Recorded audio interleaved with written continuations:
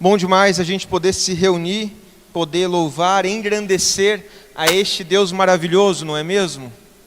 Hoje eu quero convidar vocês a refletirem conosco acerca da mensagem O Outro Evangelho.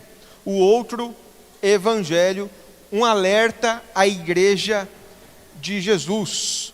O Outro Evangelho, um alerta à Igreja de Jesus. E eu queria começar esta reflexão com algumas indagações. E por que essas indagações são importantes? Por vezes você enxerga, observa muitas dessas atividades acontecendo e acha que aquilo é algo de Deus, quando na realidade pode ser simplesmente um circo.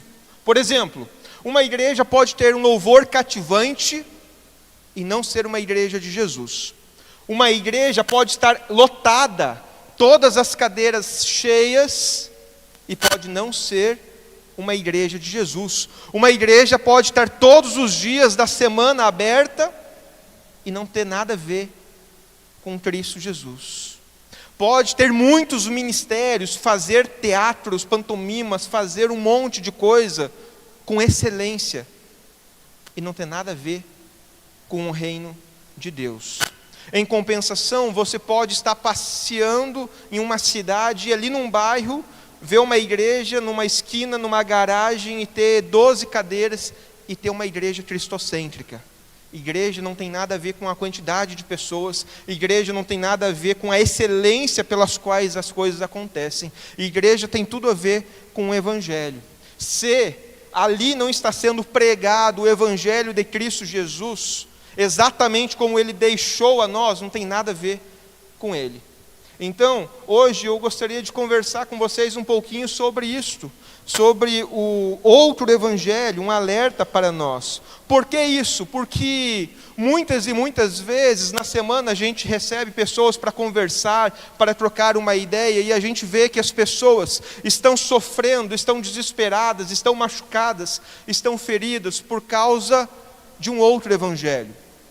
Elas estão magoadas com a igreja, mas por causa de um outro evangelho. Um evangelho que é muitas vezes legalista, um evangelho que é muitas vezes da licenciosidade, um evangelho que muitas vezes não tem nada a ver com o evangelho de Cristo, um evangelho desbalanceado, como diria Keller, né? Então, os convido ali, pode passar o slide, Gálatas 3, versículo 3 vai dizer ali: será que vocês são tão insensatos que, tendo começado pelo Espírito, querem agora serem aperfeiçoados pelo esforço próprio?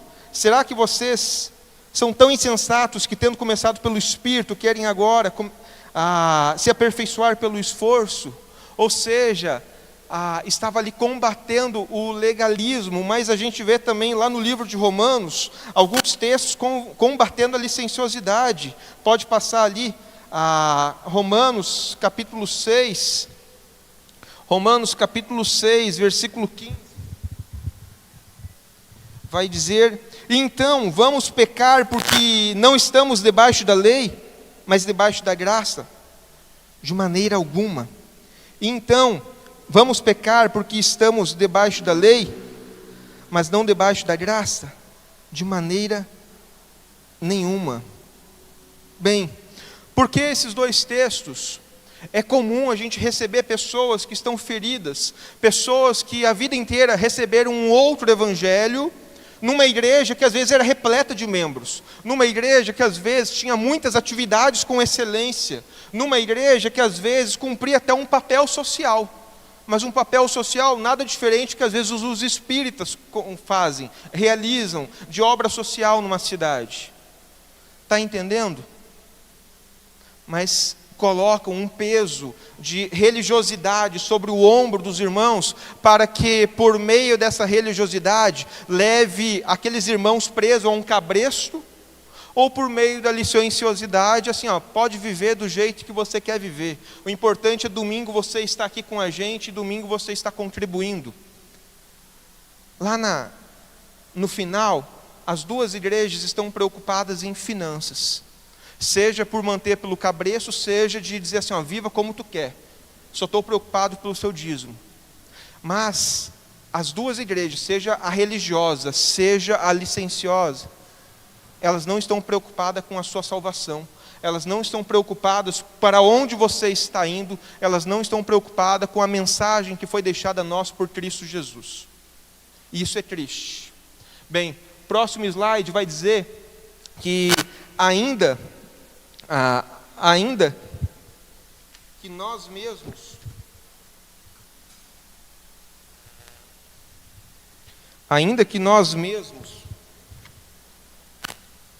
ou mesmo um anjo vindo do céu pregue a vocês um evangelho diferente daquele que temos pregado, que esse seja anátema. Ainda que nós mesmos, ou mesmo um anjo vindo do céu pregue a vocês um outro evangelho, um evangelho diferente daquele que temos pregados, que ele seja considerado anátema. O que isso quer dizer, gente? O que o pastor Vinícius prega, o que o youtuber mais famoso aí do momento está pregando ali nas redes sociais, o que um livro que você lê e porventura gosta e o cara fala acerca de Jesus e da igreja de Jesus fala, o que você pensa, nada disso tem valor se, em última instância, não tiver caminhando à luz da palavra de Deus.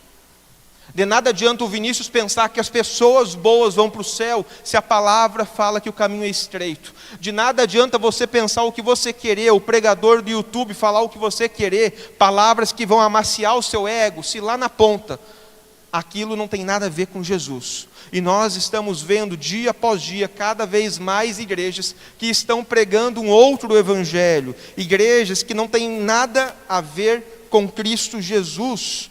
E se você olhar agora mesmo, né, em Dourados, igrejas inclusivas, que nada a ver com Cristo Jesus. Então, onde eu chego com isso? Não basta pregar o evangelho, não basta ter o nome de uma igreja, não basta falar de Jesus, não basta ter atividades, não basta orar, não basta fazer um monte de coisas, se não estiver pregando o evangelho genuíno de Cristo Jesus.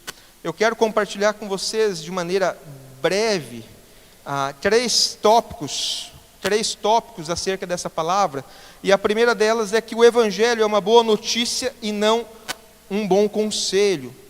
O evangelho é uma boa notícia e não um bom conselho. Como já vimos, a expressão que a igreja usa muito, evangelho, ela usa sem entender. E às vezes a igreja está tão focada que Deus é amor, mas o amor pode sim ser uma faceta do evangelho, mas não é o evangelho em essência. O evangelho é muito maior do que Deus é amor. Pregar só que Deus é amor é tirar uma infinitude de coisas do evangelho e pregar um evangelho torto, um evangelho desbalanceado, um evangelho que não tem nada a ver com o que foi deixado a nós por Cristo. Então, o evangelho não é fundamentalmente um modo de vida, não é algo que fazemos, mas é algo que nós devemos responder. E responder a quê? A uma notícia que foi a nós ministrada, pregada, ensinada. O evangelho, a gente vai ver a palavra evangelizo no Antigo Testamento 23 vezes, e essa palavra, ela traz alusão, por exemplo, lá em Salmo 40, versículo 9, proclamei as boas novas de justiça na grande congregação. No Novo Testamento ela ocorre mais 133 vezes, como boas novas, né? Então, o evangelho, ele está trazendo à luz uma notícia, e essa notícia é sobre algo que já aconteceu. E o que essa notícia está dizendo? Que Cristo Jesus é o poder de Deus para a salvação de todo aquele que nele crer, todo aquele que receber Cristo Jesus como Senhor e Salvador. A gente vai ler ali Romanos 1, versículo 16. Romanos 1, versículo 16, vai dizer: não me envergonho do evangelho, porque é o poder de Deus para a salvação de todo aquele que crê. Não me envergonho do evangelho, porque é o meio de Deus para a salvação de todo aquele que nele crê. O que isso está significando? O evangelho nada mais é do que a pregação de que Jesus veio a este mundo, Jesus morreu e Jesus ressuscitou. para dar vida, para reconciliar todo aquele que estava longe. Não é um conselho, mas é simplesmente uma notícia, um ensino. E onde que a gente vê esse ensino na prática? Se você acompanhar ali 1 Coríntios capítulo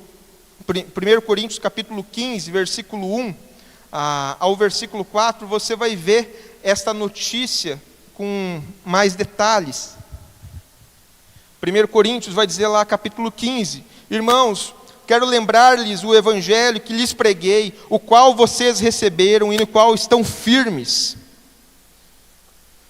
Por meio deste evangelho vocês são salvos, desde que se apeguem firmemente à palavra que lhes preguei. Caso contrário, vocês têm crido em vão. Pois o que primeiramente lhes transmite foi o que recebi, que Cristo morreu pelos nossos pecados, segundo as Escrituras, foi sepultado e ressuscitou no terceiro dia, segundo as Escrituras. Bem, o Evangelho é a boa nova da salvação, não é um conselho. Conselho, você até pode tomar uma decisão, isso aqui eu sigo, isso aqui eu não sigo. O Evangelho é uma boa notícia, está comunicando algo que já aconteceu. Ou seja, está comunicando que Jesus Cristo veio, morreu, ressuscitou e nos ensinando um modo ao qual seguir. Então, ele está dizendo assim, olha, não basta simplesmente você dizer que você é cristão, mas nada vai mudar na sua vida. Todo aquele que conheceu Jesus Cristo como Senhor e Salvador, que o Espírito Santo passou a habitar nele, foi transformado em uma nova criatura. Aquele que roubava não rouba mais, aquele que mentia não minta mais, aquele que adulterava não adultere mais. Está entendendo? É uma boa notícia que comunica um Deus que veio, morreu, ressuscitou, que vivo está.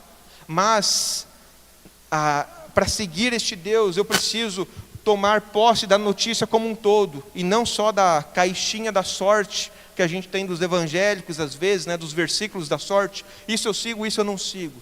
Não, eu obedeço a Cristo em tudo, não vivo mais eu, mas vive Cristo.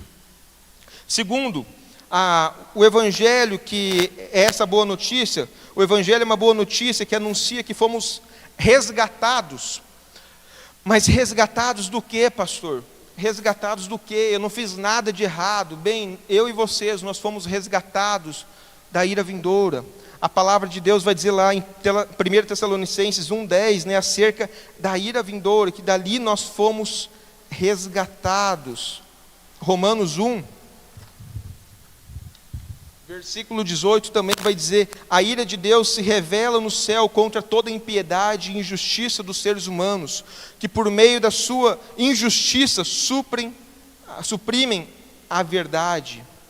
A Bíblia em várias passagens vai dizer que todos nós pecamos, que todos nós mereceríamos a ira de Deus, mas que por meio da pessoa de Jesus nós temos a condição de nos reconciliar com Deus Pai.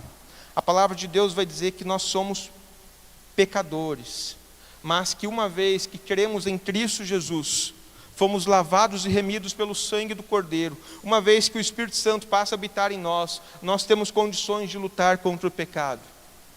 Bem, talvez aí você esteja pensando que é cruel falar de pecado, que é cruel falar de inferno, 2000 anos depois. Eu diria sim, é verdade, é cruel, mas mais cruel é alguém ir para lá, mais cruel é alguém ir para o inferno desavisado.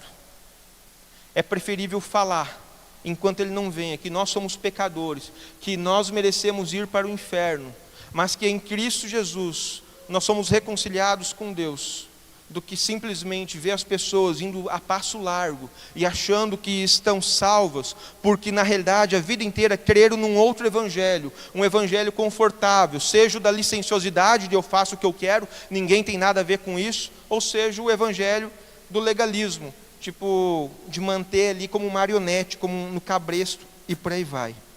Bem, pela graça de Deus, eu e vocês, nós já fomos comprados, nós já fomos lavados pelo sangue do Cordeiro, e espero que você possa responder ao evangelho genuíno de Cristo, e que nunca neste púlpito venhamos a pregar, seja para um lado ou seja para o outro, mas possamos em todos os momentos pregar o evangelho cristocêntrico, o evangelho que realmente resgata todo aquele que creu em Cristo Jesus como Senhor e Salvador, mas um evangelho que não imputa regras, leis sobre um peso morto da religião sobre as pessoas, mas também não um evangelho que diz assim, tudo bem, os tempos mudarem, você pode fazer o que quer. Não. Em todo momento, nós precisamos pregar o evangelho de Cristo Jesus, anunciar a ira vindoura de Deus, para que todo aquele que ainda não creu em Jesus possa se reconciliar com Ele. Para que todo aquele que ainda não creu em Cristo Jesus possa reconhecer os seus delitos, os seus pecados diante desse Deus Santo e possa assumir um compromisso novo para com Cristo Jesus. Então, eu e vocês devemos compreender que não é ruim falar de que somos pecadores, não é ruim falar que merecemos o inferno, mas ruim é ver os nossos amigos, os nossos familiares, as nossas pessoas queridas indo para lá porque estão sendo ludibriadas com um outro evangelho. Até Satanás crê em Jesus. Não basta seu amigo, não basta seu familiar dizer que crê em Jesus. Até Satanás crê em Jesus. Se a pessoa não mudou de vida e o seu estilo de vida não testifica um novo nascimento, foram vãs palavras. Mas é obras, pastor. Não tem nada a ver com obras. Mas todo aquele que nasceu de novo, o coração é regenerado, ele passa a viver uma nova vida. Ele vai pecar? Vai, mas ele não vai mais viver em pecado. 1 João 1,8. 1 João 1,8, 1,9. Ele vai pecar, mas não vai permanecer no mesmo pecado. Então, não é por obras que somos salvos, mas todo aquele que nasceu de novo não tem mais prazer no pecado. E aqui há uma grande diferença. Concluo com o evangelho, é a boa notícia sobre o que Jesus Cristo fez para restaurar nosso relacionamento com Deus. Quando Cristo veio à terra, Ele estava dizendo ao mundo que Ele tinha uma boa notícia à humanidade. E essa notícia não era sobre o filho do imperador, essa notícia não era sobre que os impostos haviam baixado, essa notícia não era que o mundo seria um mundo melhor a partir dali. Essa notícia era simplesmente que o rei, o Senhor do Senhor, o Salvador, havia chegado. Essa era a notícia, essa era a boa nova. A boa nova não era simplesmente, olha, o rei decretou um imposto novo, olha, nasceu o filho, o neto do imperador. Não, a boa nova, a boa notícia é que Cristo havia nascido. Romanos capítulo 5, versículo 8, vai dizer: mas Deus demonstra seu amor por nós, Cristo morreu em nosso favor quando ainda éramos pecadores. Ele veio e morreu para que eu e vocês pudéssemos ser reconciliados. Então, o evangelho é a boa notícia que anuncia a mensagem de libertação, libertação do pecado, libertação da ira vindoura, libertação da morte, passagem da morte para a vida, por meio de uma pessoa, Cristo Jesus, o verbo que se fez carne, o Deus que veio a esta terra, o Deus que se fez carne como nós, o Deus que viveu entre nós, o Deus que morreu por nós e o Deus que foi ressurreto ao terceiro dia. Cristo Jesus. Esta é a mensagem do evangelho. Portanto, não podemos apenas pregar que o evangelho é amor, que o amor é uma das facetas do evangelho, pois Deus amou o mundo de tal maneira, mas também a gente crê num Deus justo. E esse Deus justo não brinca de, no fim todos vão ser salvos. Não, isso é heresia. Tem muito pastor, muito youtuber pregando isso aí, mas isso é heresia. A porta é estreita. E somente aqueles que crerem, aqueles que viverem, como a gente já falou outrora, na cultura judaica, crer e obedecer caminhava junto. Então, quando eles criam, automaticamente eles obedeciam. Diferente da nossa cultura hoje, pós-moderna, ocidental, que eu creio, mas eu não vivo. Eu penso, mas eu não faço. Não, quando o povo cria, ele já obedecia. Então, Fica essa lição para nós. Não basta dizer que Deus é amor, que no fim todos vão ser salvos, que isso é falácia, é mentira. Isso aí é hostes malignas, é dardo de Satanás para enganar a igreja de Jesus. E muita gente está indo a passos largos para o inferno, dentro da nossa família, dentro da nossa casa, porque a gente crê nisso. Muitas pessoas estão muitas vezes cultuando a Deus, e estão recebendo uma mensagem de Deus, em muitos lugares que se denominam igrejas, mas que, como eu falei ali no início, é um outro evangelho, e de nada adianta. De nada adianta falar do nome de Jesus, se não falar do Jesus da Bíblia. De nada adianta falar sobre o amor de Jesus, se não ensina o amor ministrado a nós, da forma como Jesus ministrou, e por aí vai. Então, o que eu quero deixar bem claro para você, não podemos mais confundir, não podemos mais misturar as coisas. Não podemos mais, fulano vai na igreja, está tudo certo. Não. De nada adianta fulano ir na igreja, se ele está indo numa placa, que daqui a pouco prega religião, ou prega licenciosidade. De nada adianta fulano ir numa igreja, receber Jesus, mas nunca ter sido transformado, regenerado, lavado. Então, onde que eu quero chegar com isso? O meu anseio como pastor é um dia estar no céu e contemplar nossa congregação como um todo lá. De nada adianta a gente ver aqui cadeiras cheias, um hall de membros legal, e chegar a meia dúzia no céu. Não quero isso. Por isso que volta e meia a gente tem que ficar puxando a corda e vamos lá, gente, vamos repensar o que você está crendo, como você está vivendo, para que não caia no engano. De repente está tudo certo com a sua vida, maravilha, mas de repente a pessoa do seu lado, seu filho, seu neto, seu amigo, seu vizinho, seu namorado, está tudo errado. Está tudo errado. Então, pense nisso. Por que isso? Por que isso? Indo para a conclusão, o evangelho que Jesus pregava nos convida a receber a salvação, mas nos convida a ser sal e luz para os nossos vizinhos. O evangelho que Jesus pregava nos convida a pregar de Gênesis a Apocalipse como um todo, e não fazer sorteio de versículos. Isso aqui é legal, isso aqui é ultrapassado. Não, é a palavra de Deus como um todo. O evangelho precisa ser pregado como um todo. Eu tenho, pela graça de Deus, vários amigos, pastores espalhados pelo Brasil todo, e hoje mesmo eu conversei com pelo menos 3 deles que estão no Rio de Janeiro, e todas as quintas a gente conversa, a gente tem uma mentoria, um bate-papo, oração e tudo mais. E algumas quintas atrás, um deles me falou uma coisa: Vini, aqui no Rio, aqui no norte do Rio tem o Complexo de Israel. Sabe o que é isso? Vocês sabem o que é o Complexo de Israel? Já ouviram falar? Complexo de Israel é os traficantes gospel. Ou seja, é os mano da curva que curtem Deus, em outras palavras. São os traficantes gospel. E aí esse pastor chegou para eles e falou: fulano, olha só, roubaram lá na igreja o sistema de som, roubaram os instrumentos e tal, e eu queria ver com você se você não consegue eles de volta.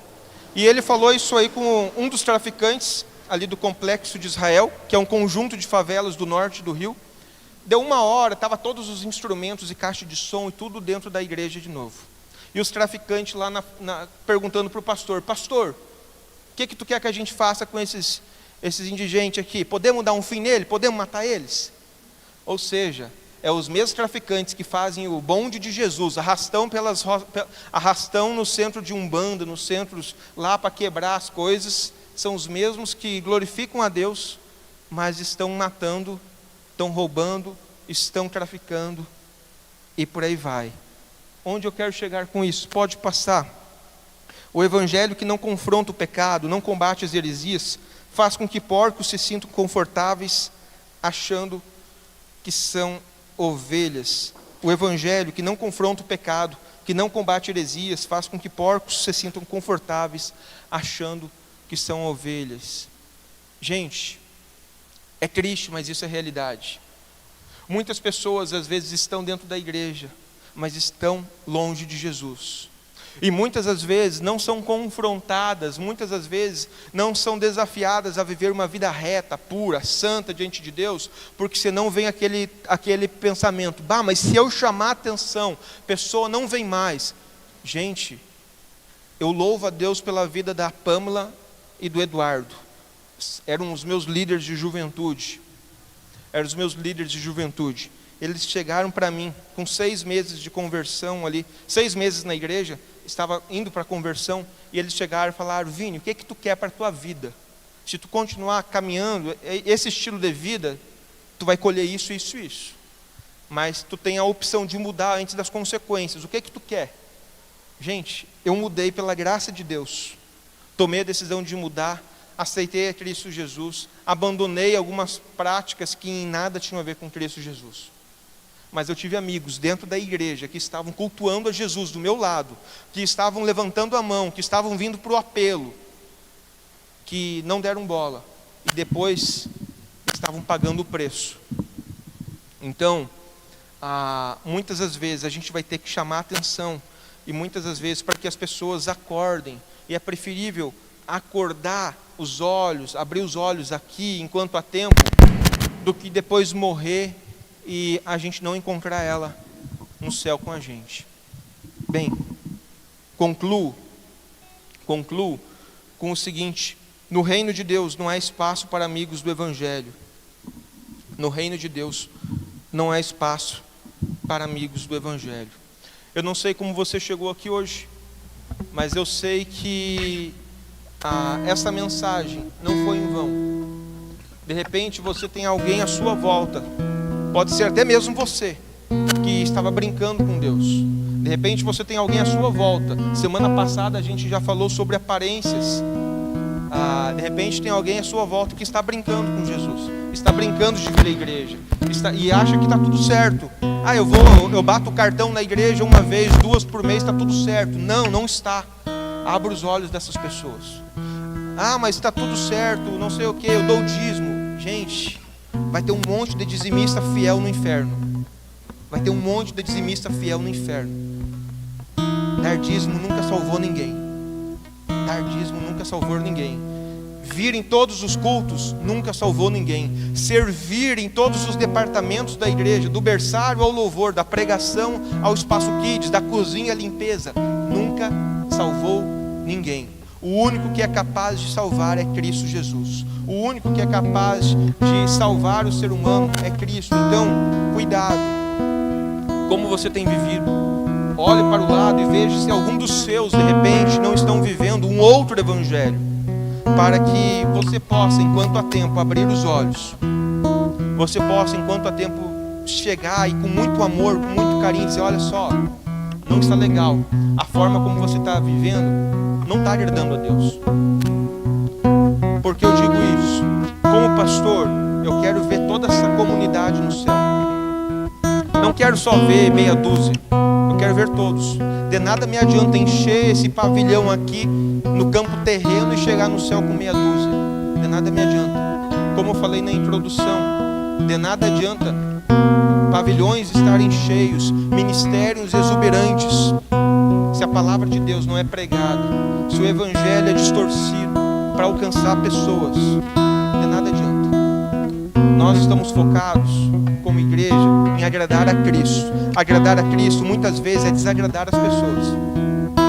Agradar a Cristo muitas vezes é chegar e dizer: meu filho, você está pisando na bola, a sua atitude está desagradando a Deus, a sua atitude vai te trazer consequências. Repense. Essa é a mensagem da cruz. Essa é a mensagem de Deus, de um Deus que enviou seu Filho amado, que morreu por nós, de um Deus que ressuscitou ao 3º dia. Então, a boa notícia é sobre Ele, não sobre o modo de vida que você vive. Isso eu pego para mim, isso não.